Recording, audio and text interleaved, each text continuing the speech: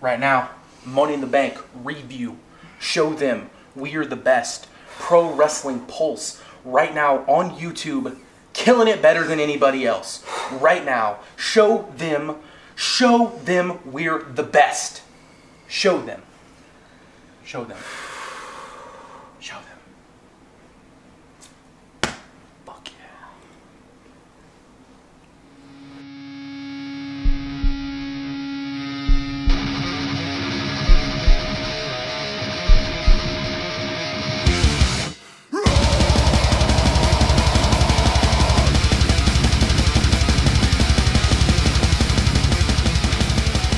What's up, guys, and welcome to another edition of Pro Wrestling Pulse. Alongside my partner Ryan. I am J-Man. This edition of the Pulse, beginning of you guys our WWE Money in the Bank 2015 review. This was just a really good show. This had some really great stuff in here. Obviously, they worked around some things that they wanted to work, that we wanted them to work around and get rid of. But we had just two outstanding matches here that we predicted to deliver, and in some ways over-delivered, but not by any means of them overperforming, because they're doing exactly what these guys are fucking fully capable of. But as far as given the opportunity that WWE would go out there and let them have, wow. Great stuff. Overall, was a fun night. We had a lot of people over, as we normally do. For the huge. For the fucking huge. Fucking asshole. For pay-per-views, but even more with, obviously, like I was saying earlier, the preview with Grandparents being over. So we had a lot of fun here, and we got some really great quality stuff here out of this pay-per-view. So we're going to go ahead and run it down for you. We had the pre-show with King Barrett going up against R-Truth. Obviously, just adding this in. A last-minute Truth, obviously wanting to be in the Money in the Bank, thinking he was in the Money in the Bank, he wasn't. Wanting to take the now King gimmick from King Barrett, so just R-Truth trying to take people's gimmicks. I mean, I'll watch that every day. That's funny shit. It's the most relevant thing you can do. The best thing you could possibly do with R-Truth. That's fucking hilarious, yeah. So R-Truth getting a win here, kind of surprising, just kind of a roll-up thing on Barrett. I mean, they really... I don't even know what they're doing with Barrett right now. The King of the Ring is completely irrelevant. Yeah, it's... The reason, yeah. like, what's the point of... If he's losing to Barrett, like, Barrett's losing to R-Truth on dark matches. What's the point for you to... Hey, we're going to do King of the Ring. The point is we're going to make Barrett win, and we're going to try to get him over as the King. And, okay, well... And never put him over. Yeah, and then just have him lose to R-Truth on a dark match. Yeah, I don't. There literally is no reasoning to giving him that win. There's no, they went nowhere with it. The gimmick is absolutely horrendous, and why? Did you even see this match? Were you able to check this match? Yeah, I caught most of it. Yeah, I caught most of it. Yeah, so I mean, your typical Raw type matches we were predicting, but Truth getting a win there and just continuing the nothingness that they've done with Wade Barrett. Not that I want him to really do anything, but the fact that they did something with him and giving him the King of the Ring, yeah, just further bringing down the King of the Ring lineage and the prestige that King of the Ring normally held, and just doing nothing with it, and continuing doing nothing with Barrett after that win. So whatever. To start the show, obviously this past week we had the passing of Dusty Rhodes, obviously one of the the best all-time legends as far as it goes in the wrestling industry, and really paved the way as far as a lot of things with wrestling, your character, the way you portray yourself, the promo work.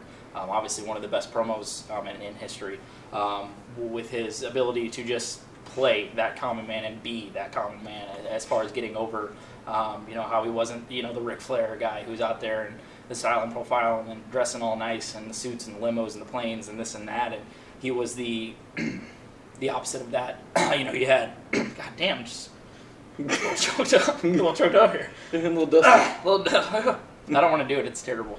You guys will probably see. But yeah, I mean, it's one of those things.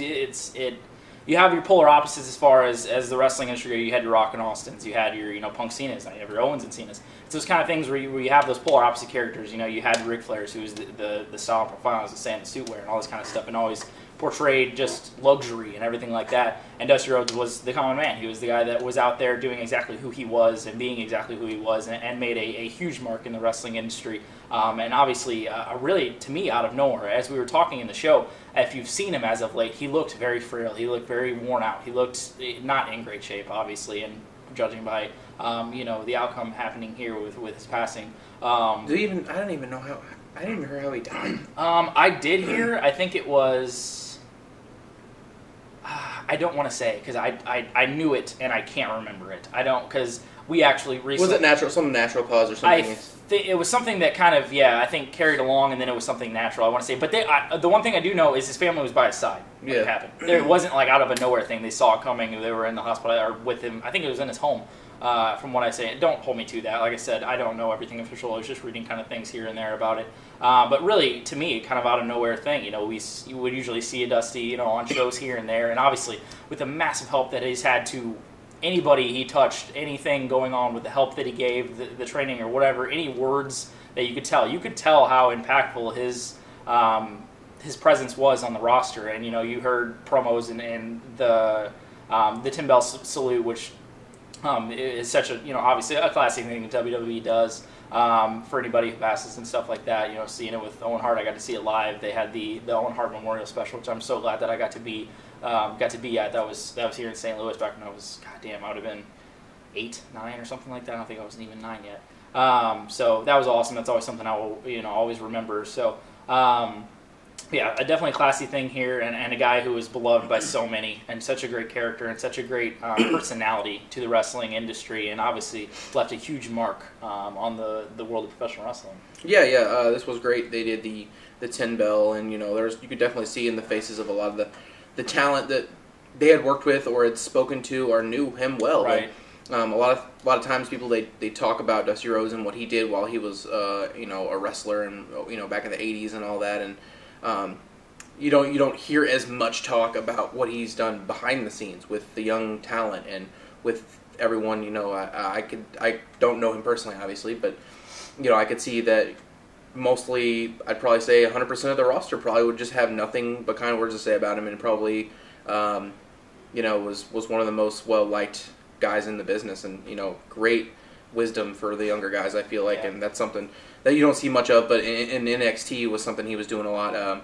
And just mention that I did see the saying that Kevin Owens wrote about him, which was awesome. Yeah, it was a great thing that he did there, and fairly missed for I'd imagine the roster and all the young talent as well. So. Yeah, and it's just like you said, how impactful he was with helping the push of younger stars and the fruition of the talent and the new talent, and how much he had an eye on talent and who he saw that was special type people in the business, and obviously you could tell the lasting impact that he's going to have won't be forgotten, and that was just a great thing, a very classic thing WWE always puts on with former talent this past or this and that. So great to see that starting the show here.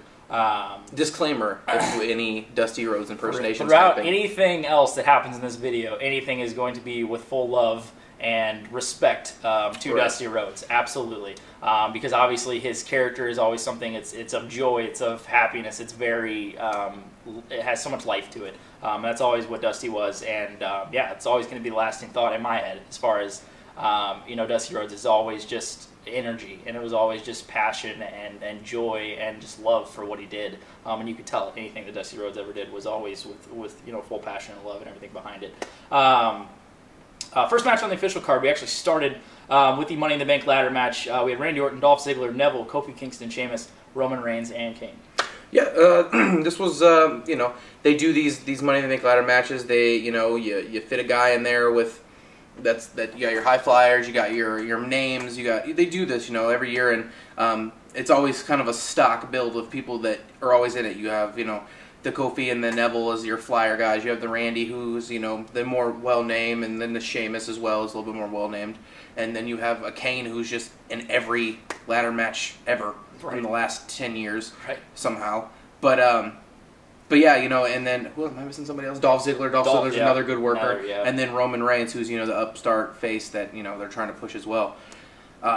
This lean towards looked like it was going to be that Roman Reigns win. It looked like he had it, and the lights shut off and Bray Wyatt comes out and picks his next victim, and that seems to be the role they're doing with him. He just kind of comes out and just at random opportune times and just picks on who he feels like. Right. And it seems to work. It seems to do what it needs to be done, needs to do. Obviously, Roman Reigns kind of, you're trying to figure out where he's going, what he's doing. We thought maybe he would have a heel turn here, or some kind of win and a Money in the Bank cash in and a triple threat, maybe something like that. I had my eyes completely blinded by something that I wanted to see, and I was like, man, I was making bold predictions, and this is what I want. I wanted to see that triple threat. Could still see it eventually, but it looks like they're leaning towards that. Bray Wyatt, Roman Reigns. They already set it up for Battleground. Yep. So, but yeah, overall spots were good, and a dark horse winner, homeboy over here, pulled Sheamus for the win. Yeah, Sheamus getting the win here. Like I said, in the preview, I just felt, I don't know, it felt like the obvious face pick was Roman, and to me, the obvious heel pick was Sheamus. I think it was a guy that you could tell when he came back in, they wanted to get behind him, and they wanted to do something with him, and they did that stuff with Neville, and then it was Ziggler, and then and they're kind of having him do the pick on the little guy thing or whatever. But you could always tell, just they always, and especially Tripp, they've always seen something with Sheamus and always want to do something. It seems like anytime he's heel, he's vaulted to the main event scene, in no time. It seems like when he's face, he kind of, fumble fucks around in the mid card or whatever. But just a lot of people really want to see a Sheamus and a Lesnar matchup. I've been hearing it a lot, and I am intrigued by that. I think that would be some good stuff. If we see maybe a Lesnar face, run or something like that, maybe run into a Sheamus, I think that could be interesting. But the work here was all right. We've just seen so many ladder matches and so many Money in the Banks now. It's hard to find original spots, and to me, I just don't think they did a lot of spots at all in this. It was okay, it was good, it was all right. It's just kind of what you get. If you don't have, it's just so hard to be original in these now. It's so hard to find something new, and all the first couple ones you saw, there were just things that, you've seen in ladder matches before, but it's a new concept, it's a fresh concept. It's not a fresh concept anymore. It's a great concept, I love it, but it's not something like, oh, this is the, third ever Money in the Bank or whatever. And another big thing I think that always had going for it was being on the bigness of a WrestleMania. I think that's still something that should happen. I think Money in the Bank should be a WrestleMania. I love the pay-per-views. The pay-per-views have been great. Now this one, 2011's obviously, which is, one of the best shows in the last, fucking 15 years. But they always produce great shows. We normally get 2 Money in the Bank ladder matches, and anytime you have multi-man ladder matches, it's going to be good stuff. But the originality and kind of thinking of something new is usually sometimes hard to find in these. But for what it was all right. It was pretty good. I think one of the big things that Ryan kept saying, while we were watching it was, unpredictable. As far as being, to me, it was my dark horse pick, but I was like 95% thinking it was going to be Roman Reigns. So. And having Wyatt come out, I think Kristen may have shit herself a little bit. She shat a little. Got a resident Sheamus mark. She was all about this match. Had the Wyatt come out, she shit a little. Marked for the Wyatt. And then she just kind of eased it out, and then it was, the Sheamus win. That was a nice, slow gotcha. Biggest mark since he won the Rumble when we were with her? I would. Yeah, I mean, she marked fairly hard for the Rumble win, I would say. So that's one girl we got out of the way for noting. That's one. Kristen, out of the way, check mark.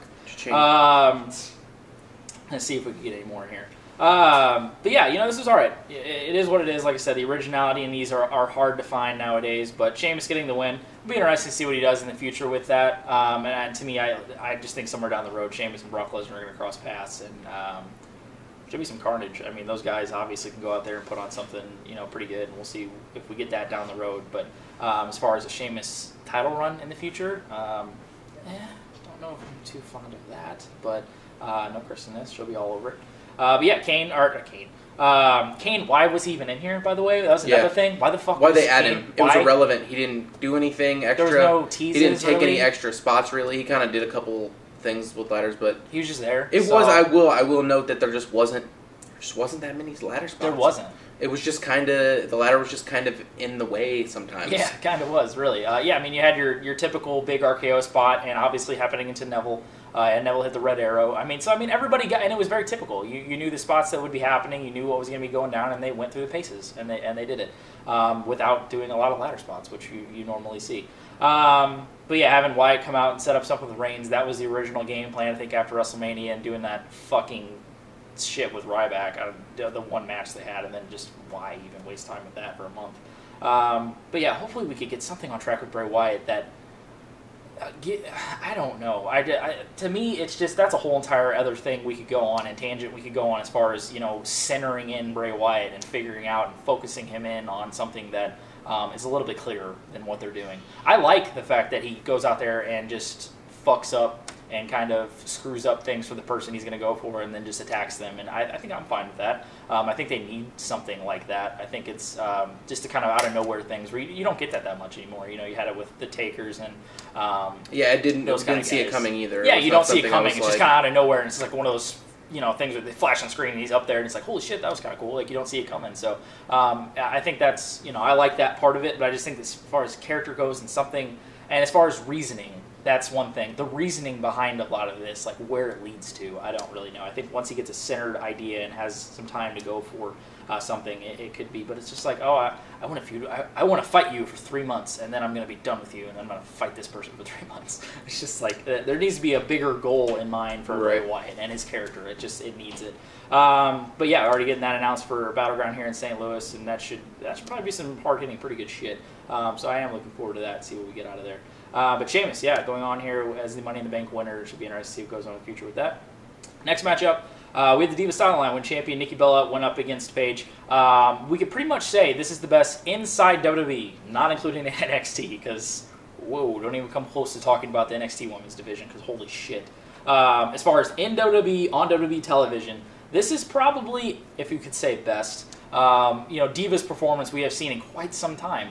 They put some effort in here, and you had your false finishes. The crowd got behind it for the first time on WWE television, and who the fuck knows when.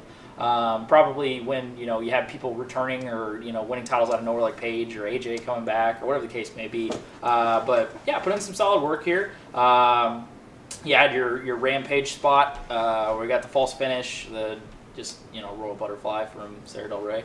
And then doing the bell switch, which they teased and did on Raw a couple weeks ago and had it pull off. And this time having Paige get the win, or supposedly getting the win, over Brie, who came in, and the ref, and showing her like, oh no, I don't have huge tits. Look, I'll tell you. I got tattoos on my. I have tattoos. Look at my vagina. You see this shit? I'm not bigger and don't even look like her at all. Yeah, I have a ponytail and different hair. I have a better husband. Just doing all that kind of shit. That was pretty funny, actually, doing that. And just getting fucking massively... Just the camera shot that showed that kick on Paige to Brie was fucking epic. It was like, just looked like she just got hit with like a fucking like... Those like cannons that shoot t-shirts. Wow, you want to... Wow. Fuck yeah, super kick t-shirt cannon, just right in your face. Hey little kid, you want a close range t-shirt to the face? Wow! There you go. That's exactly what it was. John Cena, just so you know. Exactly what it was. And having it get, I don't even know, was it just overturned, or did they start the match over? I think they started the match over, and then she hit the rack attack, and then pinned her. I got a fun fact. And then Nikki getting the win and retained title. What's up? Fun fact, Robert isn't here, so he might not be able to throw it, but you might be able to throw it. Last time at a WWE event, televised that a cannon shot t-shirts. I know China used to do it. China did do it. The last time? I can't think of a time other than China of someone doing it. Like, no, China didn't shoot shirts, dude. She shot pyro. Oh, that's right. It was green pyro that shot out, and she had those huge Didn't like cannons. Mick Foley when he was... I remember Shawn at WrestleMania 19 shot the confetti, and like half the side didn't work, and half the side did work, and he was all sad and shit. I was thinking like Mick Foley did it like when he was Santa Claus or something. Probably. Maybe somebody probably did, or just big show at the military shows. Afghanistan shows. If we took the audio off of what we were doing right now, you'd think we were like fondling horse balls and stroking its dick. You're like a little that stuff, you know what I'm saying? Yeah, we had to get in some of this. I don't know. It's I don't know. It's a good question. I would like to know when T-shirts have been shot at WWE events. I've always wondered that when the last time T-shirts have been shot at events, but they haven't. But Nikki Bella getting the win here. Like I said, put in some quality work. Got the false finishes. The crowd was into it. Can't really ask for any, more as far as WWE television, again, excluding NXT, goes for, your divas. I would have loved to see Paige get the win here, but again, could do something like we said in the preview, have Nikki come out as she is now heel and definitely getting it over here, just how they turn in a day. saying, hey, I've taken out the entire, Divas division, blah, blah, blah, blah, blah, and maybe possibly bring up, a Charlotte or an NXT, women's wrestler, and maybe have her take on Nikki and, destroy her, which would be fucking awesome. But Nikki getting the win in this surprise Quality Divas title matchup. Yeah, this was a decent match. This is usually right around this time we go grab some grub. Yep. But caught, everyone, I think majority of everyone caught most of this, and we're in agreement that this was a pretty solid match. I hate being like solid women's match, but whenever you watch a WWE's pay-per-view, what you expect is a solid 3 to 5 minutes of fumbling around in the ring, botched spots, and just kind of slow paced, crowd not giving two shits. Right. This got a little time, and I see a little bit of a sense of entitlement by Paige, and also, Nikki being like, hey, I'm tired of being told I'm just some diva that I can't work. Like, if you could just flip your whole mantra and just be like, oh, shit, I'm hot and I used to be a model and all this bullshit, but you know what, I want to wrestle really good like I'm Trish Stratus and become the best diva ever, then maybe that'd be cool, but that just doesn't happen. Like, for you. I don't know why they're not doing that unless that's just you or the storyline booking. Right. If you're watching Nikki, that's great. If you want to leave John Cena for me, that's cool. Whatever. My dick's big. It's real big, actually. It's like the size of a horse dick. That's another thing, but whatever. But in all honesty, yes, it's that big. But yeah, the women's division is kind of somber. Somber, is that a word? Hey, we can use it. Somber? It is a word. I don't know if it fits. It's the correct term to use in this position. I don't know. Somber is that sad? I guess sad. Somber is like kind of depressing. Depressing a little. Yeah. So I mean, there is some good women's wrestlers that they have on this roster. Yeah, and the thing is, I think definitely a Paige feels. I think the drive to be like, okay, I started this whole like let's have some quality divas get on the roster thing, and now all these women's wrestlers that are on NXT just blowing people's fucking minds and having the best matches on shows that include Kevin Owens and then Sami Zayn's and fucking Samoa Joe debuting and Tyler Breeze and Atami and Finn Balor's and shit like that, which is insane.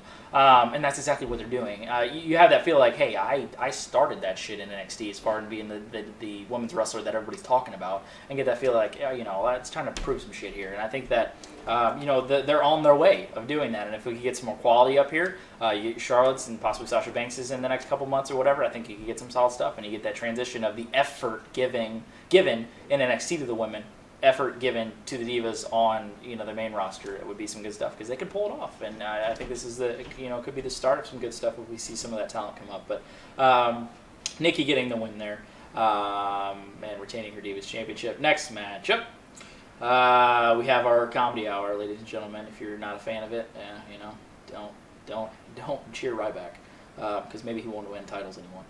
We have the Intercontinental title line when champion Mr. Beck went up against the Big Santa Claus.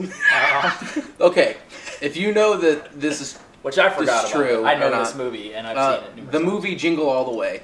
Arnold Schwarzenegger, where he's finding the holiday classic, where he's finding the action figure for his son. Yep. There is a scene where the Big Show is a gigantic Santa. He's running around in this store warehouse or whatever, and there's like get a little short midget. It doesn't matter. Midget Santas, and we haven't found anyone else we haven't offended yet. We might as well just throw midgets on there too.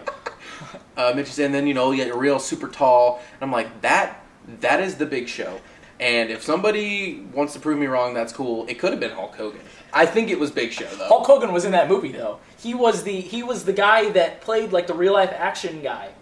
He played, you know what I'm saying? Like they had Sinbad in there. Was it Sinbad? Yeah, Sinbad. He played like the bad guy that was like, because they brought it to life. Yeah. Or something. And like I thought Hogan was the guy that played like the action figure guy. No, that was Schwarzenegger.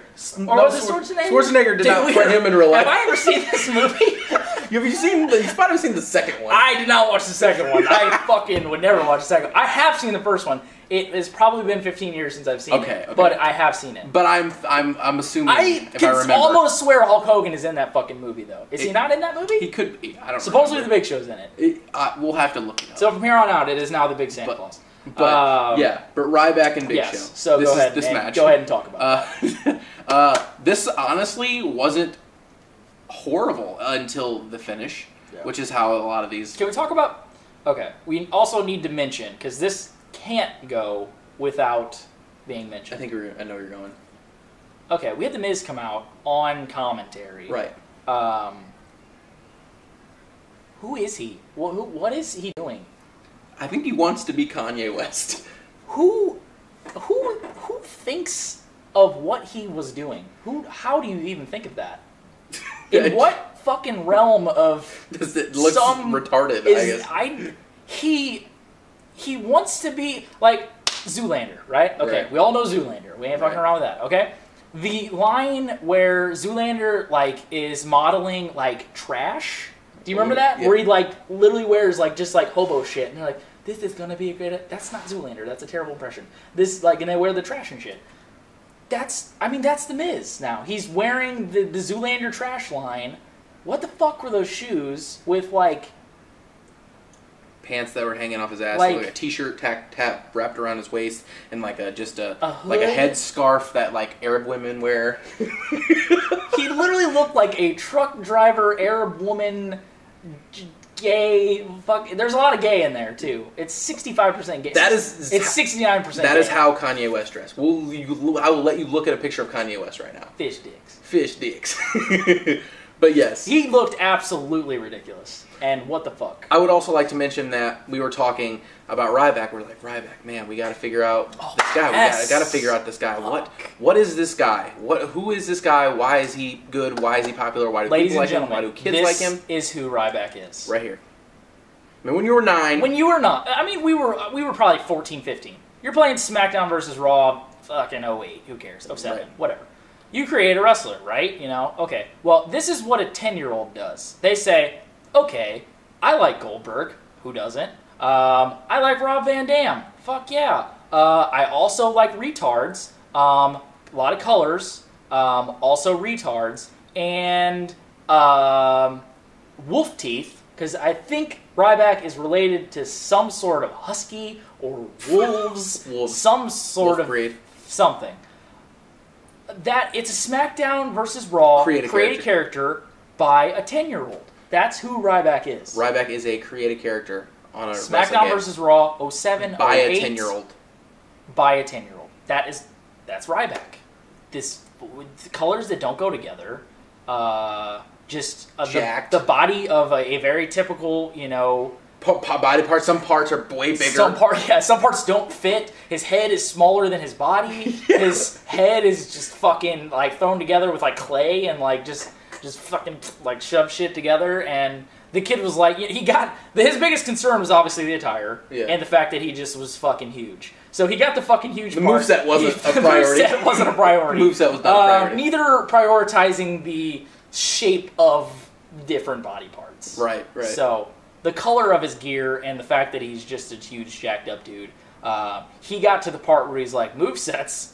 Fuck that. Default settings? I'm gonna pick default. Default 1 or 2. Default that. Finisher? Default. Let's What is this? Power slam thing? Go ahead. Default that. Kick punch? We'll do that. Entrance theme? Default. Scream?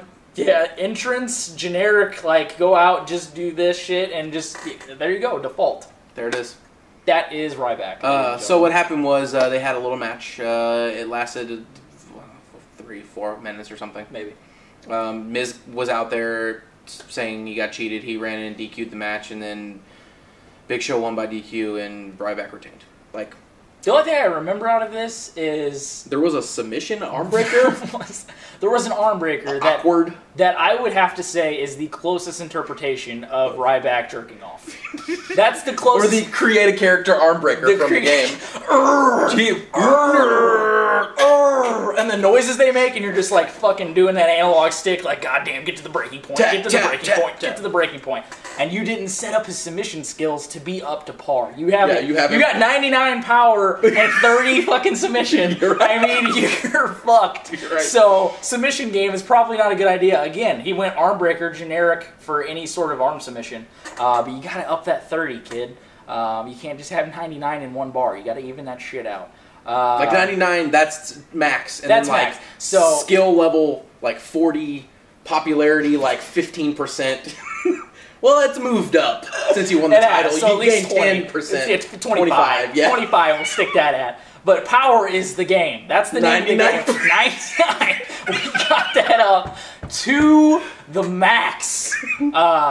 Oh, shit. He needs to do the career mode to get more attributes to add on to the submission game. Right, career. Because he's not there yet. Mode. But he gets to the point where he gets to that first paper. It felt like career mode because, honestly, in my mind, when I just see Daniel Bryan just giving the title to just like, hey, I was injured, that's a storyline from a video game. That's SmackDown versus Hey, Raw I story. approve this new guy that's really shitty. Here's this.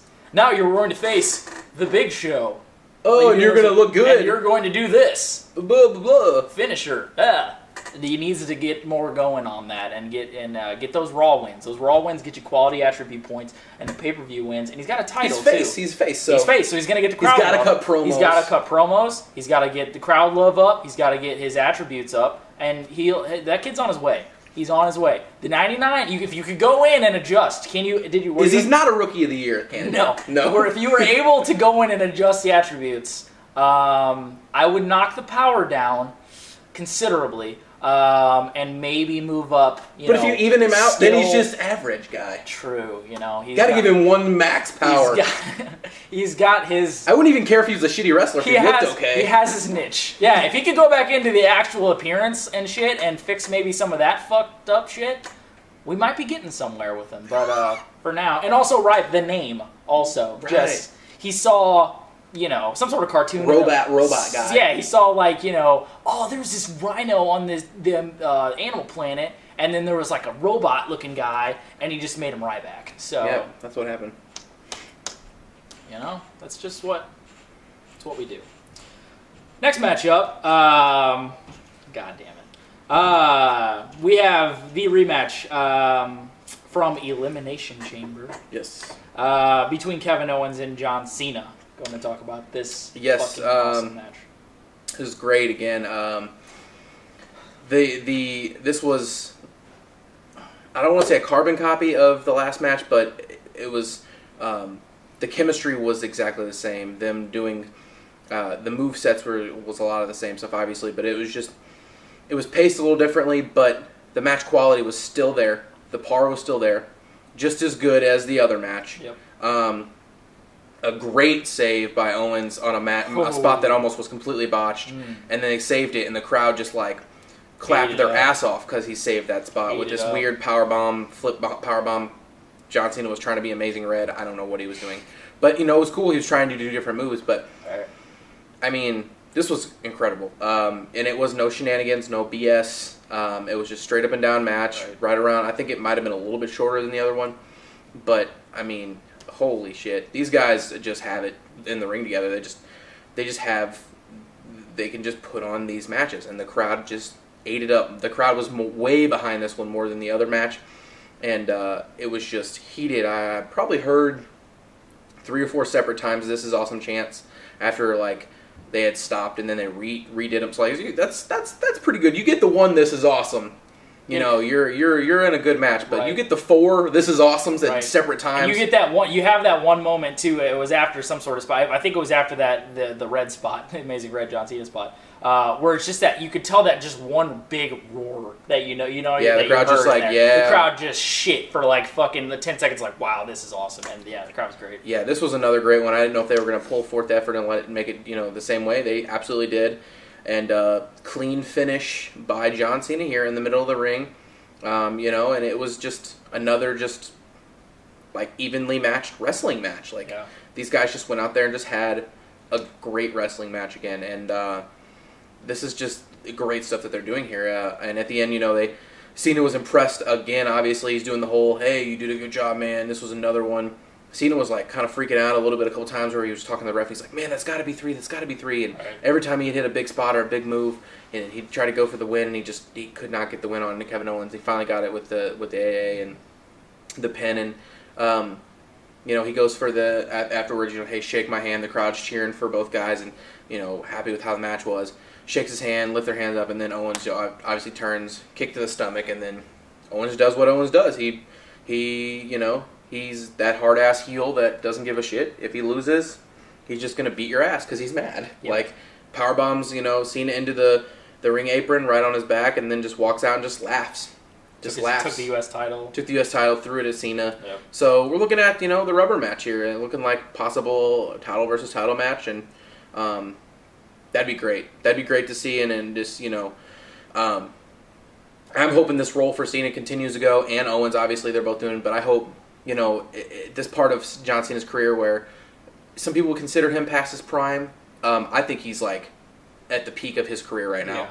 Like, he's getting in there and having matches with anybody, putting on great matches, and continuing this year. We're only almost halfway through the year. If this streak continues, could be the best year for John Cena ever. Like match quality wise, he's already putting on several match of the years. 2 for sure matches that people are. It's like 3, 4.5 star matches. Yeah, 3, 4.5 star matches. Easily.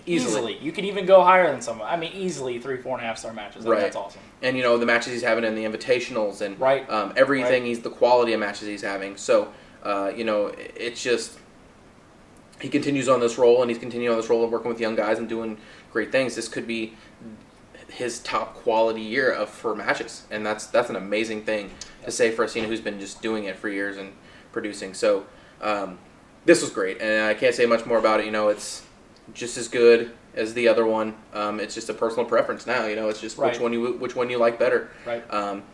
But looking for that rubber match is probably going to happen, and John Cena getting the win here clean. Yeah, there literally is nothing else to say. I mean, it's just every time we know what we're going to get out of it. And we're still amazed. Like it's one of those things that we go in and be like, yeah, this could be another great one, and it's another great one, and we're like, yeah, that's what we get now. I mean, it's just, this was outstanding. This was booked exactly how I thought it was going to be booked, setting up the rubber match kind of storyline and rubber match kind of feud going on here with obviously Owens getting the win at Chamber, now Cena getting the win here at Money in the Bank, and set up probably, they could do one-on-one. They don't need to throw gimmicks on it. They don't need to throw stipulations on it. Just go out there and they can do it. To me, Ryan said it wasn't maybe to him a carbon copy. To me, I felt like this was pretty much close to as a carbon copy you could possibly get to their previous match. You had every single spot nailed. That was you had your triple jump moonsault from Steen. You had your top rope neck breaker. You had your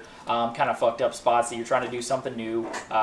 With that Cena spot that obviously, as Ryan said, Owens totally saved because they were shaking and rumbling and getting fucking a little topsy-turvy there, but Owens just totally deadlifting, holding Cena like in a fucking weird-ass angle, and going into that spot that we've never, ever thought John Cena would ever do.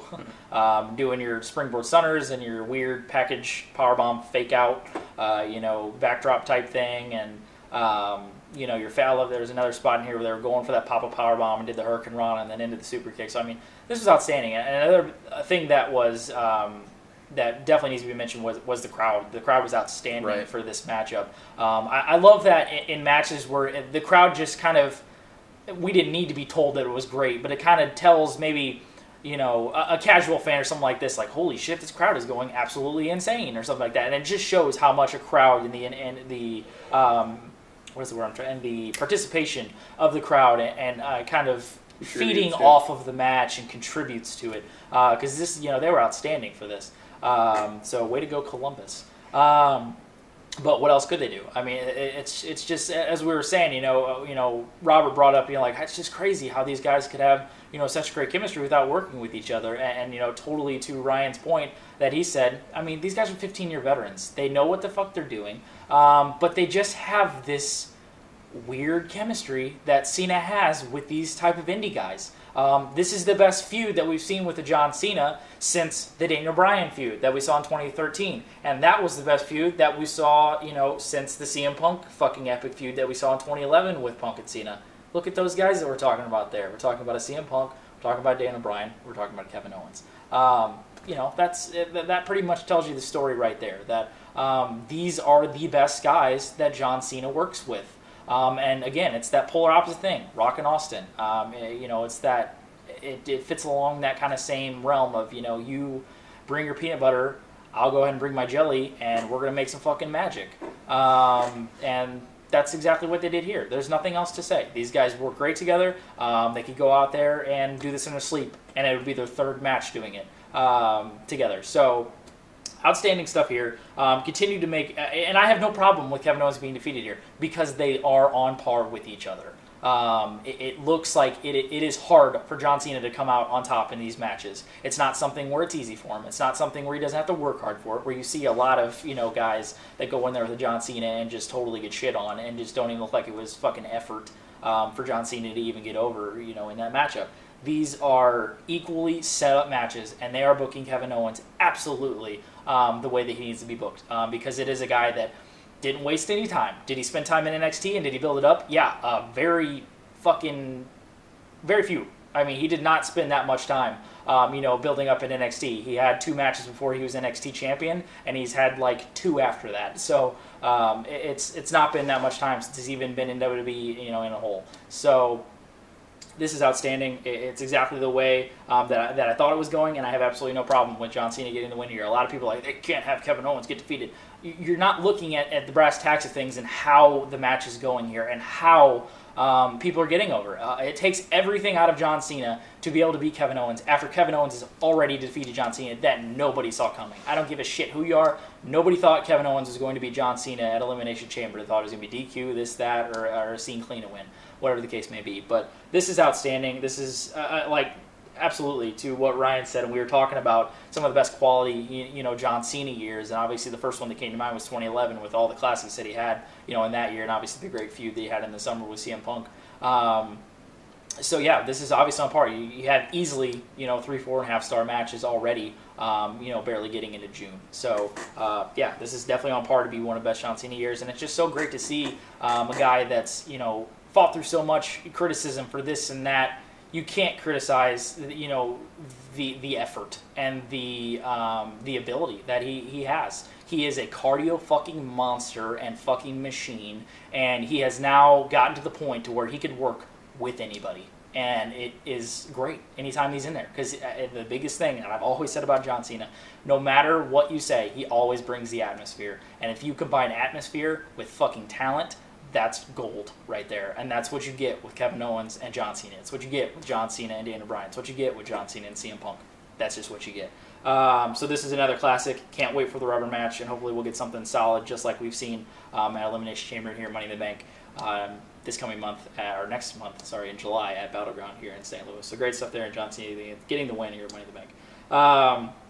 Next matchup, we the WWE Tag Titles on the line, win champions the New Day. Went up against our boys, the PTPs, the Primetime Players. Yeah, this came the fuck out of total left field and nowhere.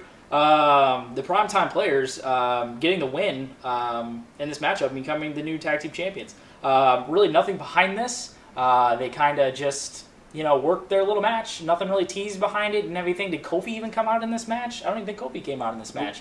So really no heat behind really the biggest act they had in the tag division in quite some time, since probably the Shield. I would probably say, working around the tag titles that we've seen, in that span of time. So no really heat behind it. The match was whatever. It wasn't really anything Raw special. Match. It was just kind of a Raw match, exactly.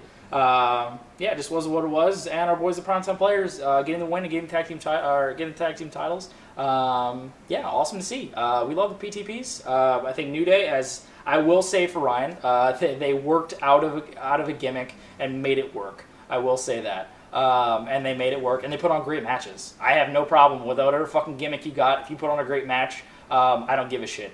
Talking to you, Speedball Mike Bailey. I don't give a shit. You put on great work, you go, buddy. That's awesome. But yeah, so yeah, this is cool. Primetime Players, tag team champions, millions of dollars, fucking all day long. Let's do this shit. Yeah, there you go. Yeah, I mean, it was a team that was a team for a while. They split them up. Sometimes you just split up teams, and then why? Why would you split them up? Right. And put them back together, and then, they were great as a tag team. They're entertaining. Yeah. They might not be the greatest workers, but they're entertaining. The crowd likes them. They got a fresh gimmick. Like, why not? New Age Outlaws. Run there with you go. it. Run with it. Teams that have great gimmicks. That's all right. the Primetime Players are about. And they just went out there and had a Raw match, won the titles here. And I'm not not really sure what the point behind this was. Maybe I thought maybe the New Day would hold it for a while. They were getting a lot of airtime, a lot of promo time, doing backstage segments, doing all kinds of stuff. They were really getting pushed to the moon as far Not as that you they can still as a can't tag. do that. Obviously, Yeah. but yeah, as the champions, it just seemed like something they wanted to hold on to for a while, and True. they pull a trigger on the primetime players, and it was kind of I feel like it was deserved. They've been there for a while and put some dues in and done a couple things, so had to deal with some split ups and such and different things. So way unnecessary. Yeah. So millions of dollars. There you go. Make him move. 1, 2, 3. Millions of dollars. All day long, baby. You didn't do the part. You didn't do the. Oh, we didn't do. Oh shit! I didn't know if we were unveiling that. Oh, yet. I was Darren Young. Oh yeah, I'll just. You. There we go. All day. All right. Millions of dollars, baby. I look like Darren Young. I would say so. You're there. Yeah. The tone. Remember when he was the Black John Cena? I do remember that. Now he's just Darren Young. Now he is Darren Young, tag team champion. Yep. Speedball Mike Bailey. Oh There God. it is. Next matchup, we have our fucking main event. Let me put just some exclamation points on it. We have the ladder match for the WWE World Championship between champion Seth Rollins and Dean Ambrose. Oh shit. So, and when we do the preview of this, I sat there and I thought for a while. I was like, man, they just got to produce a main event here. They got to get Seth Rollins over here as a legitimate champion. They can't make him look like a bitch anymore. They were running towards that whole, Rollins, you're on your own, and you prove to us that you can be who you say you are. And Dean Ambrose being that guy who's just by himself, acting crazy, doing whatever he can to win the title and all that. Had a great setup in the beginning before this match, with Rollins walking to the ring, and then he runs into Kane and J&J, and they're like, "Oh yeah, hope you fall apart and the future is done with you," and blah blah blah. And then you see Triple H and Stephanie, and they're just like, Stephanie's like, this is your chance to prove that you can do this, and blah blah blah, and walks away or whatever. And Triple H just gets in his face and it just lit us up, lit us up with a promo where he was just like, prove to these people, show them that you are the future, show them that you are the champion. Go out there, whoop ass, and do a good job. If you can find Triple H, you can find this little tidbit. It just made me hyped as shit for this match.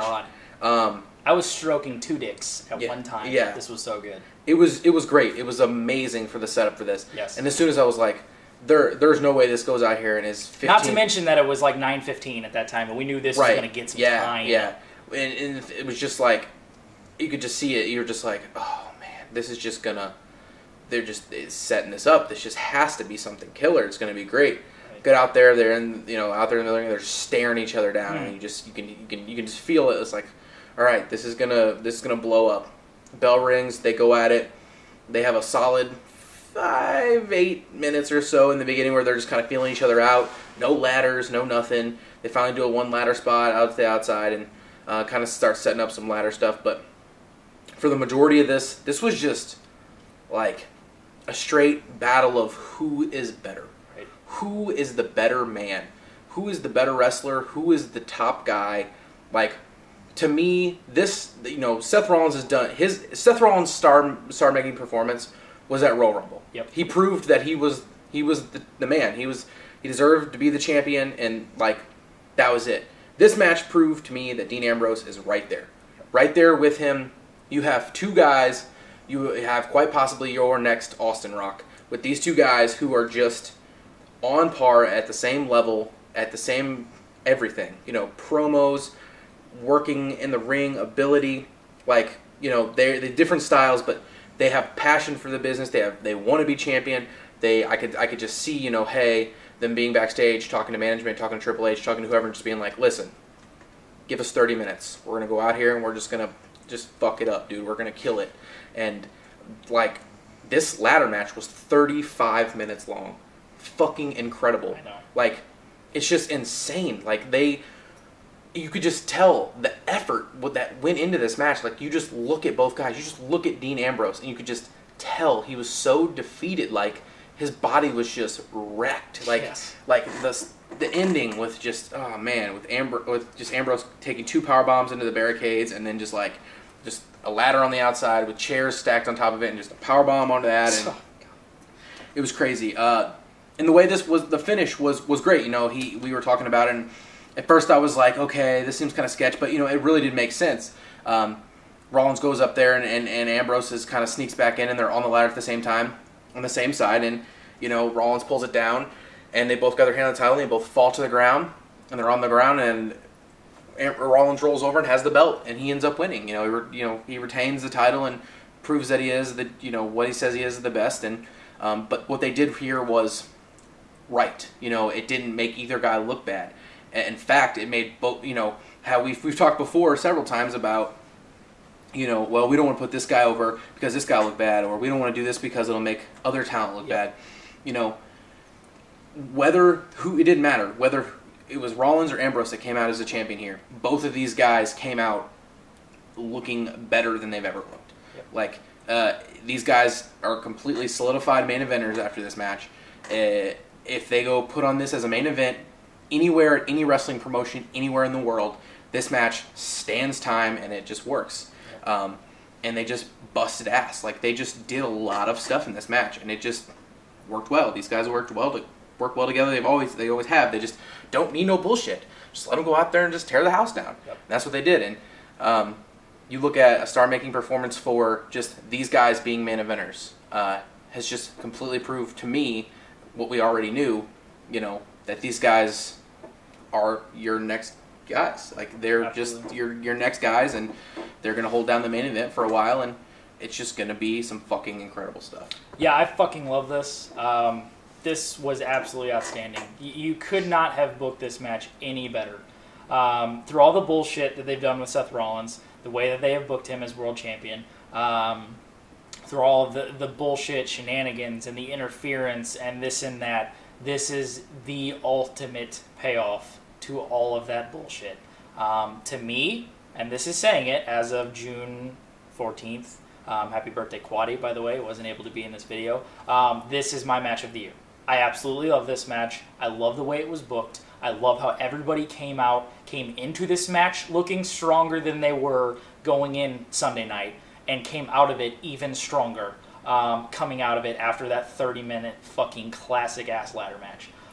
Let me start back at the beginning, at this fucking goddamn prep to this fucking match. At first, it started out as total bullshit. They had, Rollins running the gauntlet of, you're a piece of shit, you're going to finally get what's yours from Kane and J&J. And, Stephanie being like, well, if you lose this, the entire company is on your shoulders, so, don't fuck it up. Knowing that, in the back of her mind, the way her character's been is like, oh, you're pretty much going to fuck it up unless we go out there and help you. And Tripp, who finally plays the role that he did in Evolution with Randy Orton, which is how I think that they have always needed to book Seth Rollins with Randy Orton. It's pretty much exactly what they did after they had Rollins turn on the Shield, and they put him with Tripp. That's the feel that I got of it. Treat Seth Rollins like he is the diamond out of everybody else that is, in this company, and that I have seen, what the future holds for this company, and the future is Seth Rollins on top of the fucking world. And that is what they did. Triple H does this so well. He's done things like this before. He did it when he, hyped up Evolution when they first started, and fucking made Randy, get him over by just cutting a promo, and get, Dave over by just cutting a promo on him and stuff like this. If they would probably zoom out on the photo, Seth Rollins probably had the hugest monster boner known to fucking man. To have him get hyped up this fucking hard by Triple H, just fucking awesome. I mean, this was outstanding. It helped build to make this match classic. It had everything from start to finish worked towards the effort put in for this entire. It's everything involved. It's the prep of bullshit of how they have booked Seth Rollins for the last 3 months as world champion. It's everything gearing towards, how they've treated him on Raws. Have him get pinned by fucking J&J, on, Raw this past week or whatever. Have him look like a bitch and hide out from everything. And finally get to the point like, fuck this. I don't want your help anymore. I don't need your help anymore. Let me go in and do what I do best, which is perform. And let me go in there and do what I know I can do, which is be a world champion and prove myself. And having, Triple H put it over at the beginning, I just fucking awesome. I loved every second of that. Was great. And have him come out and set up the epicness of the, that we were about to see with, Rollins showing how he wasn't the cocky and arrogant side of him coming out smiling and doing this and that and high-fiving J&J and all this kind of shit.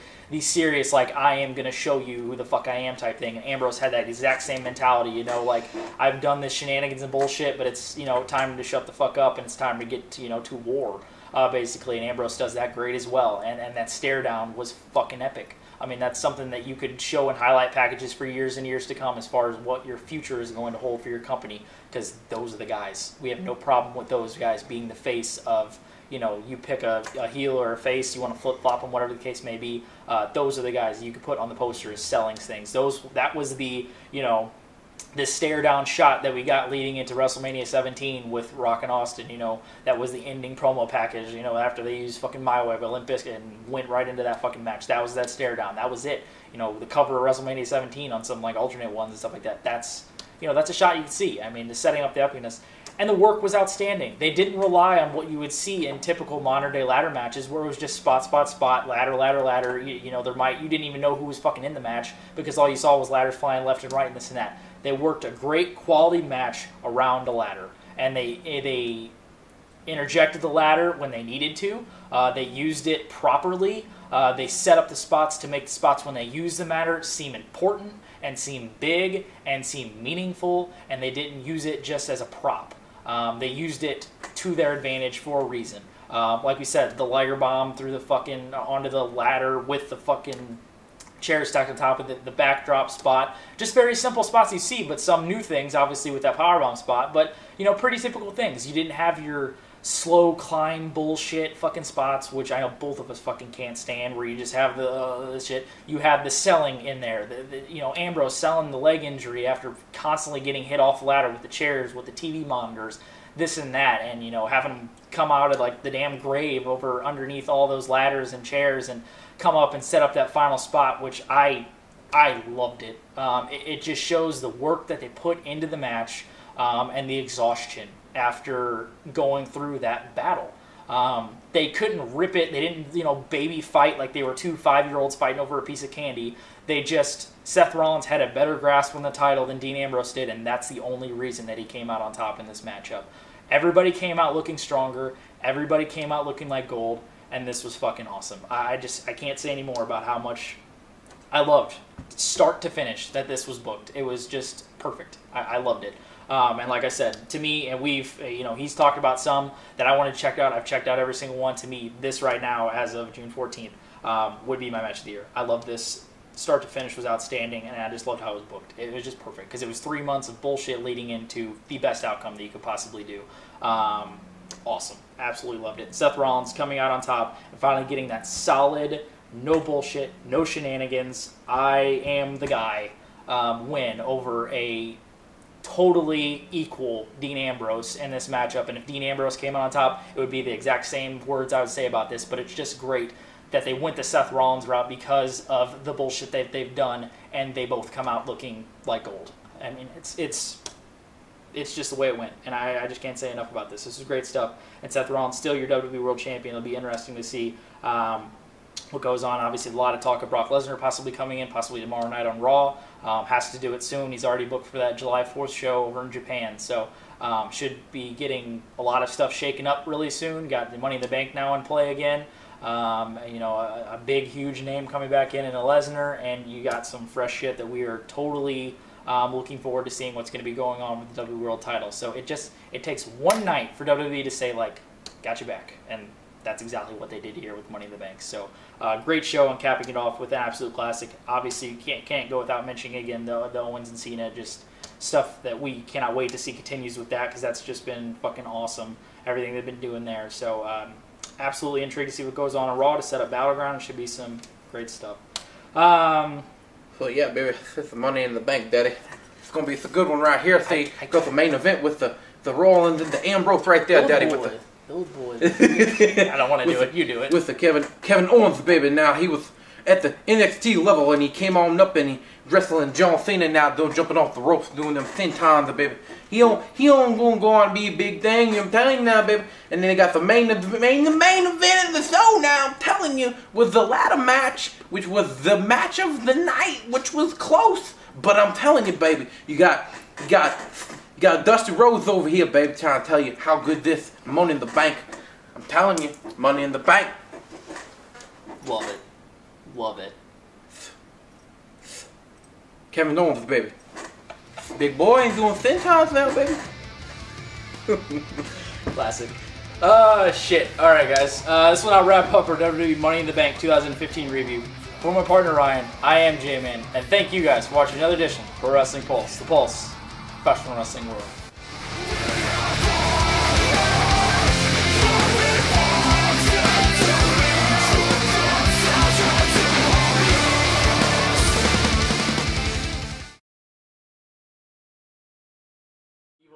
He was one of the Giant Sands? Yeah, he was the Giant Santa. Get it right. We're never going to call him Big Show again. We're calling him the Giant Santa. The Giant Santa, baby. Well, it's the Giant Santa. Well, it's the Giant Santa, baby. Hey. So we gonna come on down to NXT right here. We're gonna go down here with the wrestling with the Kevin Owens, and he gonna do the 10 times. He gonna do the...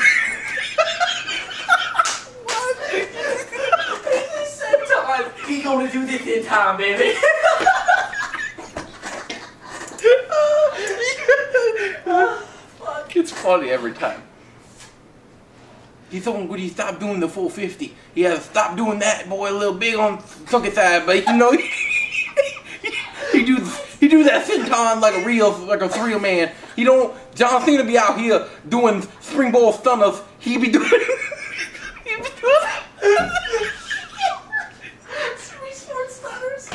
Oh, fuck. Dude, that is so good. That is your best impression ever. Yeah. Like, that's the best, Dusty. You got it. You win. Man. Fuck.